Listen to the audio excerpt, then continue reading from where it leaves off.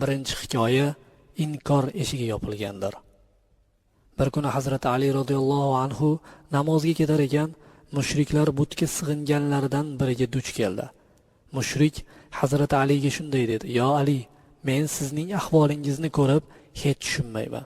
Oxirat bor, inson bu dunyoda qilayotgan har bir ishiga javob beradi deb namoz o'qiysiz, roza tutasiz, jannat bor, jahannam bor deysiz. Men esa bularga hech ham ishonmayman. Oramizda qanday farq bor? Siz ham yashayapsiz, men ham yashayapman. Bu qadar g'ayrat ko'rsatishning sababi nima? Har kuni vaqtida namoz o'qiyman, roza tutaman deb bunchalik jafo chekishning boisi nima?" Vaqor va sukut bilan bu gaplarni tinglagach, Hazrat Ali radhiyallohu anhu shunday javob berdilar: "Ey g'ofil odam, o'limdan so'ng hayot yo'q deb faraz qil yoki bor deb. Bizda iymon, ishonch bordir. Ikkinchi hayot, oxirat hayoti bordir. Agar sening aytganing kabi qayta tirilish yo'q bo'lgan taqdirda ham men bu qilayotgan ishlarim bilan hech narsa yo'qotmayman-ku. Namoz o'qiyman, Allohimning dinimning amallarini to'la bajaraman. Roza tutaman. Bular mening qullik vazifalarimdir. Bu ishlarimdan bu dunyoda zarar ko'rdim.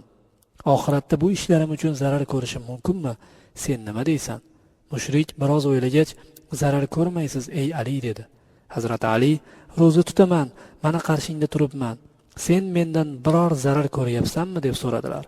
Mushrik ularga javob berib, "Yo'q, ko'rmayapman" dedi. Hazrat Ali: "Faqir, muhtoj kishilarga yordam bersam, zakot bersam va dinimiz boshlagan yo'lga yursam, men insonlarga yordam bergan bo'laman. Bundan men qanday zarar ko'rishim mumkin?" dedilar. Mushrik: "Zarar yo'qdir" dedi. Hazrat Ali: "Agar oxirat bor bo'lsa, bu dunyodagi ishlaringdan javob berish lozim bo'lsa, iymondan, namozdan, roza va zakotdan, qilgan a'molingdan hisob-kitob qilinsa, u zamon holing qanday kechadi?" dedilar. Umrini butga sig'inib o'tkazgan bu qari mushrik Hazrat Ali roziyallohu anhu ning so'zlarini tushuna boshladi va "Yo Ali, siz aytganday bo'lsa, o'limimdan so'ng tirilsam, Alloh huzuriga borsam, unda ahvolim qanday bo'ladi?" deb darhol iymon keltirdi. Shunday qilib, u aqlini ostin-ustun qilgan shubha va iymonsizlik qorong'uligidan, dinsizlik zindonidan qutuldi va hidoyatga erishdi. Hazrat Ali radhiyallohu anhu ning iymoni kuchliligi, vaqorli harakati, kuchli e'tiqod bilan quvvatlangan so'zlari bir hidoyat nuri o'laroq ul odamning qalbida porlab, hidoyatga erishishiga vosita bo'ldi. Bu hikoyacha barcha inkor etuvchilar, shubhalanuvchilar va tanballar haqidadir.